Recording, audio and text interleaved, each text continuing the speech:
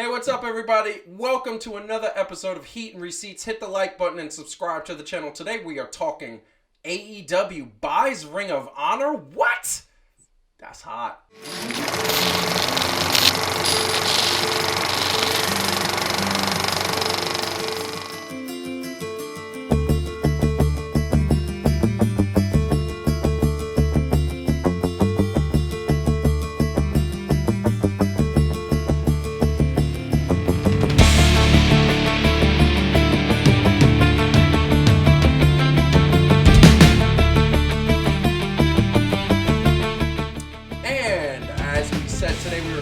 AEW and Ring of Honor. And before I bring in the co-host and we talk about this juicy topic, because it is so juicy, hit the like button, subscribe to the channel. Also follow us at Heat and Receipts on Instagram, Twitter, and Facebook. So, big news, wrestling world, Heat and Receipts, and this is the thing that you gotta understand.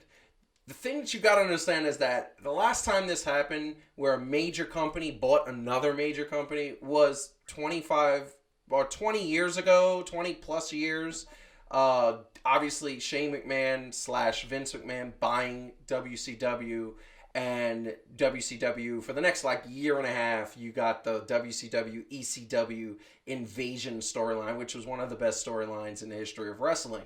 And now we got Ring of Honor being bought by Tony Kahn, him announcing it on AEW this past week on Dynamite. As we're recording this, Rampage is broadcasting live, and so many shocking things. We're going to hit on a couple of points from the episode, because there was a couple cool things I want to mention, but the big news, Tony Khan buys Ring of Honor, and what does that mean? So I'm going to bring in, first I want to bring in Calvin.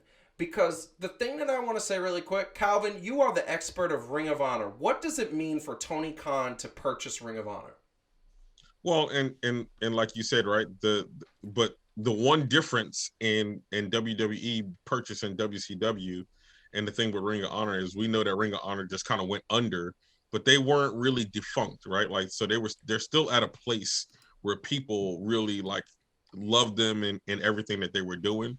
So enabled to acquire, this wrestling company, you still get a place that's pumping out really high quality wrestling, unlike WCW was doing at the end of 2000, right into 2001. So I think that is only going to add to whatever, AEW is already doing. And they weren't necessarily rivals, right? So you hopefully don't have that kind of little bit of pettiness that it seemed, right? Where the WCW guys couldn't thrive in WWF. Or WWE, sorry. I feel like with Ring of Honor, you're gonna have it mesh more. We could have a little bit more dream matches. The Briscoes are gonna probably run wild, but that's I think. So I want to say really quick, you are so right. WCW guys were not able to thrive. I really think it was like Booker T and one other person that was able to thrive. The rest of them were WWE guys going over into the storyline. So before I let Heidi talk about that, because that's the bigger news. Let's get into the episode really quick. Let's double back to Ring of Honor AEW, because I think that the episode started off with that announcement, but there were two things in that episode that just happened this past Wednesday. If you're watching this later on, it might be a few Wednesdays ago, whenever you watch this. But there were a couple really amazing things that happened in episode one. I'm going to name, and we're going to focus on these two things because I think they were the best. One, it was the Royal Rumble. You got a Royal Rumble tag team match on a random Wednesday in, I guess that was March at that point. In March, just a random one.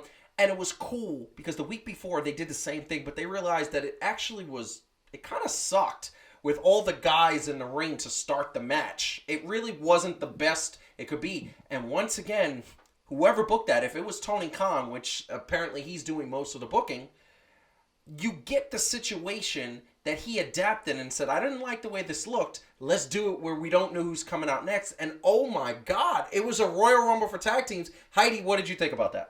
That's the first thing. I mean, it was great. But I think, and one of the things we always say about AEW, we kind of thought we knew who was going to win, but you never really know who's going to win. which is so exciting. I love how Tony adapts. I love that he can look at something he does and by the way, I didn't think it sucked the first time. It had the problem that a lot of Rumbles have. There's too many guys in the ring at the same time.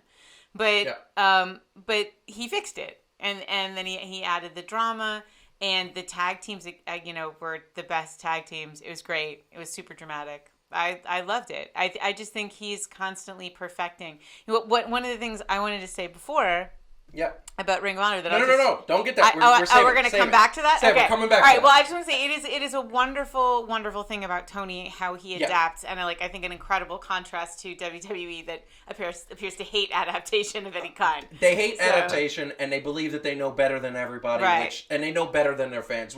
Which, by the way, we're going to talk about this in a later episode. Vince McMahon pretty much said that on a recent interview. He was interviewed by Pat McAfee on the show. But I know best. Another topic for another show. Now, Calvin, what do you think? What do you think that Royal Rumble, a tag team Royal Rumble? By the way, I don't think that was ever done. Has it been done before? And what did you think about that? To my recollection, it hasn't. But it just goes to show what happens when you actually try to showcase more than just one. Right, like one talent, I will say, right. Even if it's a tag team, right? Like the difference, we can safely say in the WWE, if you know which tag team is in there, right, and who has the momentum, they're gonna win. Like there's no ifs, ands, or buts about it. And even with AEW, right, like they always have hints of something that could be a storyline, and that's what helps it also, right? Like there's only one winner, but a couple of people that could have won. Right, they could have woven into a different storyline somewhere. Totally. So like when they had so many different storylines working at the same time. Yeah. Right. So when you had that, absolutely. Right. So when you had that open, it's like, okay, yeah, no, wait, okay, all right. That's exactly the way I was too.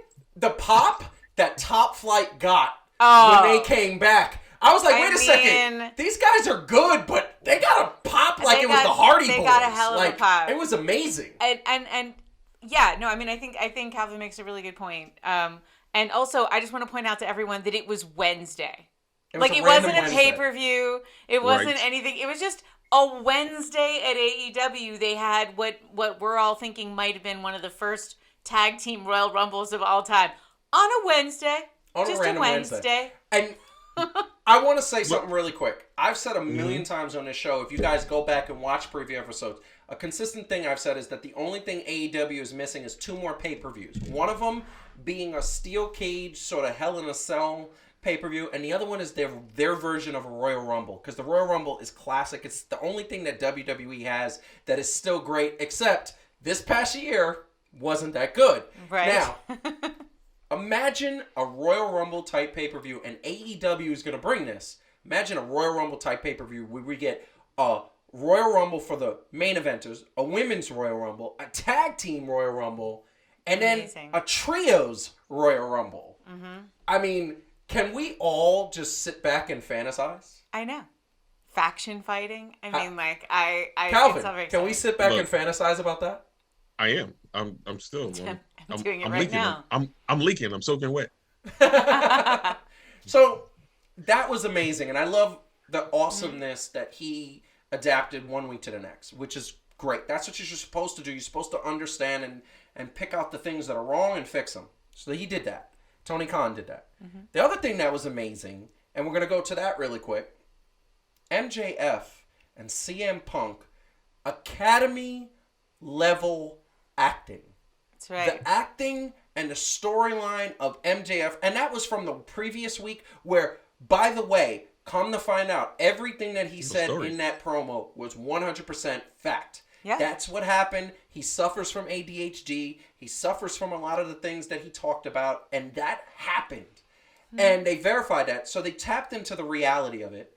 They tapped into CM Punk's not going to be screwed over, or he's not a foolish guy. However, it was so convincing and emotional that it worked long enough for CM Punk to end up bloodied and handcuffed to the belts.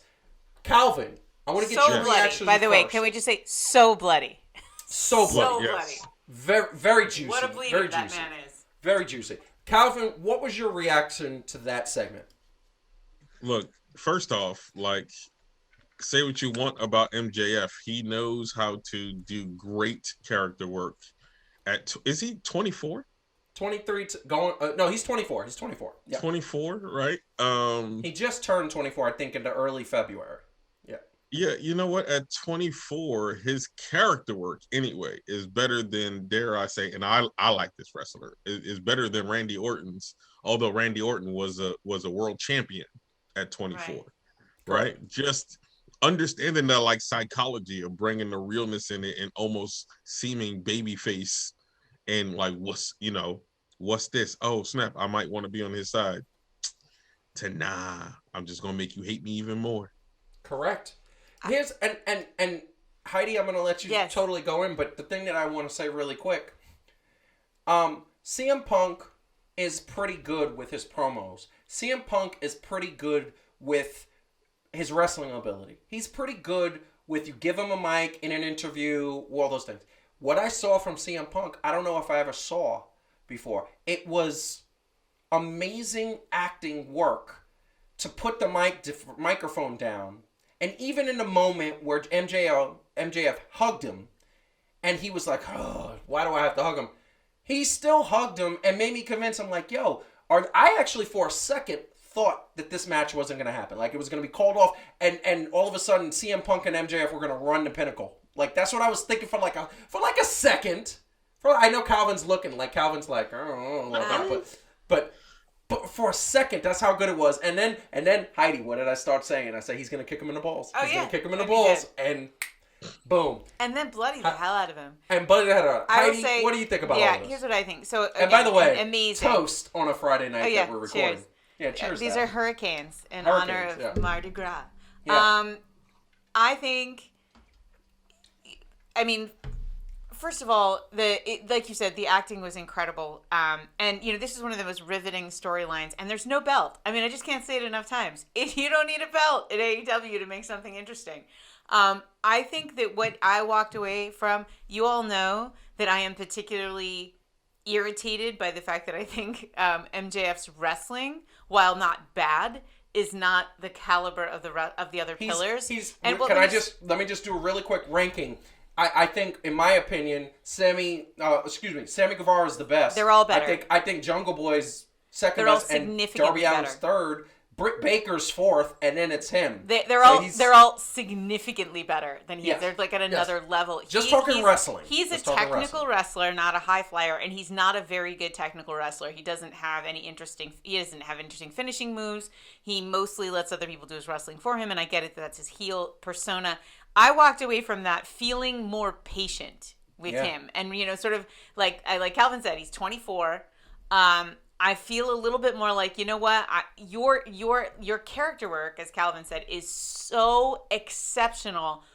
I am willing to be patient with you, but I will say again that if he wants to be remembered as one of the greats, and I think he has that potential to be one of the greatest of all time, he has to become a better, he has to start taking Bryan Danielson's lessons stat. He needs to become a better technical wrestler, because then he will be the 5-tool player. He will be the full package. Right now he is exceptional, A++++, but he's like a C student in one area that does sort of matter, and I'll wait for it because he's that good. And really quick, Calvin, you agree with that assessment of the wrestling ability? Well, yeah, and I think that this feud with CM Punk is actually, I'm hoping anyway, right, will raise that level, because, and there's nothing against Chris Jericho. We all absolutely love Chris Jericho.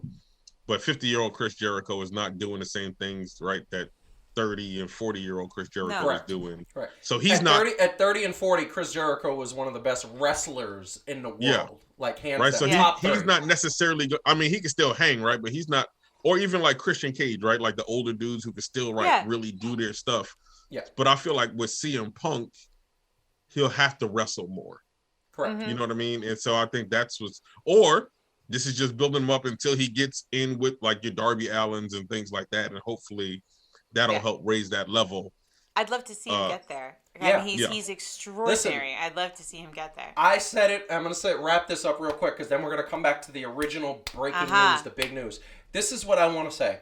I said it to Heidi Calvin a few times, and I said to the fact of that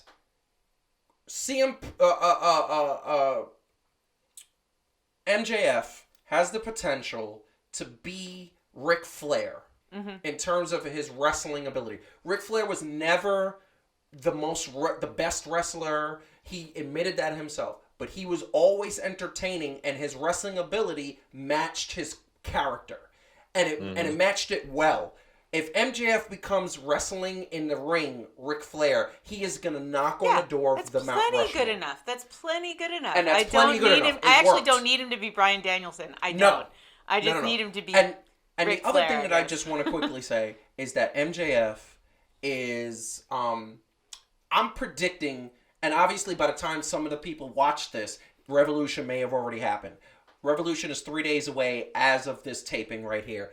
I think that CM Punk is going to win that match. Yeah. I think there's going to be a lot of blood. I think that it's going to be a bear winning. It might end up where both dudes are passed out and an arm on the other arm, and CM Punk happens to win. However, I think that CM Punk is going to win, but it's not going to take away from the fact that I think this Sunday at Revolution, it is going to be MJF stepping his wrestling game up. I think this is the moment where we see that. I hope he's been practicing. Okay. So, and that being said, hit the like button, subscribe to the channel, share a friend with any of your wrestling buddies. That's what we want. We want this episode. This episode's awesome. AW purchases Ring of Honor. And admittedly, I'm going to tell you right now, I did not watch the beginnings of Ring of Honor. In the late 2000s, when this was happening, I was more watching Impact. I was in school. I didn't have time to watch as many hours as wrestling that were on. I watched Monday Night Raw, SmackDown, and Impact Wrestling, and at the time TNA. I didn't really know where to get Ring of Honor. I couldn't find it, and now so there's a lot of gaps and stuff that I'm missing. So I'm going to educate myself because for the wrestling fans that watch the show. However, I know the monumental aspect of this news. They purchase Ring of Honor. First of all, they get that entire catalog, that entire library that if the deal with HBO Max goes through, and by the time you watch this, maybe it already has gone through, they're going to have wrestling content going back 15 years, that's 20 years that they could do it. Second of all, the amount of talent that they just signed on, the Briscoes, the Ring of Honor champion, I forgot his name off the top of my head, but I've seen him many times, very good athlete. Also, a bunch of other sort of factions and ideas and talent, and including a few women's wrestlers that were some of the best women's wrestlers, which AEW needs to bolster. This news is amazing. We all know, and here's the other cool part this, and then I'm just going to let Heidi get in because she's been holding it for so long. I really have. You really have. The other cool thing about this is that Ring of Honor started AEW. A lot of people know that. A lot of people don't. But originally, it was a Ring of Honor pay-per-view that said that Tony Khan saw, and Calvin, correct me if I'm wrong, saw and said, we need to create our own league. Mm-hmm. Is that right, Calvin? I believe so, yes. Yeah. Yes. So, Heidi, what do you think about this stuff? Here's what I wanted to say before, and it's sort of building off of what you and Calvin both said. First of all, just really quick thing. Are we going to see Titan, a.k.a. Braun Strowman now? However, I know there's the thing about him and EC3 creating their own league, so but I don't know. That doesn't mean in this new universe that doesn't mean they don't also show up for Ring of Honor, right? I hope so. I don't know. Okay, I'm hopeful. I love the monster among men. Anyway, what I wanted to say about this purchase, one of the most beautiful things that you saw when Tony Khan made the announcement, he's not the most eloquent speaker, by the way, but one of the things you can see when he's standing in the ring is his genuine joy, because this man is a lifelong wrestling fan. Yes. Right? And so he was like a kid in a candy store. Like, I bought Ring of Honor. And then I love that line where he says, not Shane, me. Right? Yes. And he points to himself. Yes. Which is like so cool. Like that little moment. But the other thing that I wanted to point out, because based on what you guys were talking about with WCW, another huge difference with this purchase of Ring of Honor that I would bet my left arm on, or right, pick an arm, is Shane, so the different Vince McMahon. Oh, yeah. Vince McMahon's business is wrestling, right? He is not a lifelong wrestling fan. He is a guy who made his fortune buying up promotions to destroy them. Correct. To eliminate them, right? As competition, to consolidate them under his big tent. And that's what he grew up in wrestling as a business. Tony Khan grew up loving wrestling, right? And so I have a lot of hope for the idea that he is not only going to preserve Ring of Honor as a separate, distinct brand, but he is going to inject new life into it because he loves it, right? Yeah. Because he's excited about it. And Tony doesn't live in a world where I have to destroy things, in order for me to be successful. He thinks of open doors and adding and the rising tide raises all ships, right? That's how Tony thinks. So it's just very exciting for me to see that contrast between how Tony Khan thinks as a wrestling fan, how very much like how we think, and then how Vince thinks, which is like basically a guy who is like a warlord. Yeah. So Calvin, I'm excited. Rebut. Yeah.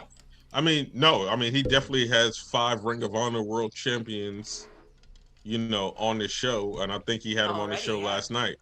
Bryan Danielson, Christopher Daniels, Adam Cole, believe it or not, Kyle O'Reilly, and who else was I thinking? It was somebody else. Jay Lethal. CM Punk. CM Punk, Jay Lethal, 6, right? Like, there were 6 right there. So, not to mention the names that have come through. Samoa Joe. They're saying that, so the rumors, and I don't know. Yeah, 100%. So they're saying that Ring of Honor is going to be, that they can, there's multiple reports that they're going to either continue the brand and make it some sort of a show like Ring of Honor Presents, blah, blah, blah, or they're going to make it sort of like a developmental NXT. But if they do, they're talking that they want William Regal and Samoa Joe to run that umbrella. Wow. To book that umbrella. I mean, why don't they just kick Hunter while he's laying there? No, I think Hunter's going to be an AEW. Well, look, the possibility is so exciting. And I just want to say one more time, the Briscoes. Oh, I want to see the Briscoes and now, here's the question, Calvin. You know this better than any of us. And then we're going to start to wrap up because we got to wrap out, get out of here because this has been juicy. But you know Ring of Honor. Yes. So juicy.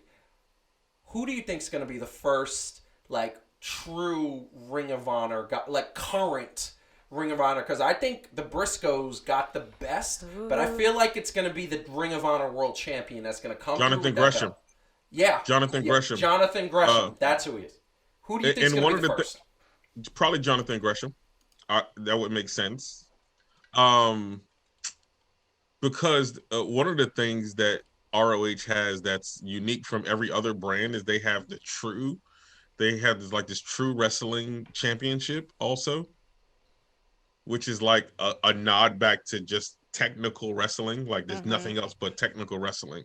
And it was awesome to see that division and see just pure technical wrestling. But I think Jonathan Gresham would probably be the first really to kind of step up. It would be interesting to see how they do it. I mean, hopefully they wouldn't make it developmental or however they would do it, but they would find a pretty innovative way because, then you get into having too many champions and things like that. I'm going to tell you right now, I think the best way, I want them to have a third show that says Ring of Honor Presents. Like, that would be kind of cool. And I think that you have AEW, it's like I've said it a million times, you never have separate storylines on separate shows. That's what's killing WWE right now. However, I would love to see Jonathan Gresham, but God, I want to see FTR and the Briscoes. And the Briscoes, I swear. I need to see that. I'm going to freak out. I think that's going to be bloody.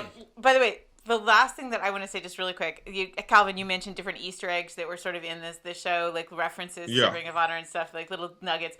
I just think my favorite one, and it's kind of dumb, but it was so clever, right? So the Acclaim come out and they make a reference in their rap to the show Euphoria. And then all of a sudden, and again, the deal with HBO Max, as of right now, not announced yet officially, just a rumor. And you just hear, so you hear the Euphoria reference, and then you hear Excalibur go, Euphoria, streaming now on HBO Max. Just really quietly, like in the background. And then you hear it, and I was like, right there. I love you, Excalibur. I love you. I said it a million times. AEW is just missing those streaming dollars. They're missing that streaming network. And look, we're seeing that they're buying. Look, I'm juiced. Calvin, please say goodbye to the people and let us know your final thoughts on this big move, because I think this is one of the biggest stories probably in the last 20 years. Like, to me, I don't know. There's only like an 8% chance. Not chance. There's only like 8% of me that's like, oh Lord, please don't let this be like what happened before. 8%, because sometimes you never know what could happen.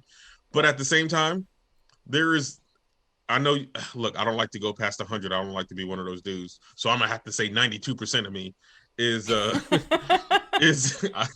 sorry, y'all, pet peeve. I can't go past 100. But 92% of me, honestly, is very excited about the possibilities of what this can do. And I love the fact that we don't fully know, right? We can't fully script it out just being fans exactly what's gonna happen. And I'm just super excited for where it takes wrestling as a whole. Love it. Yeah. Heidi, what do you want to say to the people? Oh, I really am just excited about the Briscoes, but I'm just so excited. You know, again, like, it's a Wednesday night. You're seeing all this incredible storytelling, incredible wrestling. I mean, like, so we didn't talk about that. Some of the incredible wrestling, again, just on a random Wednesday night. It is, you know, like we said before, it is the best time ever to be a comic book fan. It is the best time ever to be a science fiction nerd, and it is the best time ever to be a wrestling fan. And Correct. It is a privilege to talk about this stuff every week. Correct. Now, I just want to say really quick, Calvin, I am digging the Easter colored shirt. I want to say that looks. You very know nice. what? I had this shirt in my joint for a while and just wanted to wear it, and I can pull it off now. I like it, and it looks good against the background. It looks damn good against the background. I will say that. Calvin, say goodbye to the people, really quick. Hey, peace out. We love you. Seriously. I am going to say that this was a great episode. Like I said, a great time to be a wrestling fan. The competition is heating up. Please share this episode of Heat and Receipts with anybody you know who loves wrestling. This episode is going to be up pretty quickly, but we are going to have our AEW Revolution review. Try saying that 5 times fast. Wow. We're going to have that pretty soon, and we're going to talk more about this whole deal, because who knows, maybe Ring of Honor this soon starts like interjecting themselves into Revolution. That'll be amazing. But hit the like button, subscribe to the channel, follow us at Heat and Receipts on Instagram, Twitter, and Facebook. We will definitely love to see you in the next episode. Leave comments below as well. And this has been Heat and Receipts. Peace!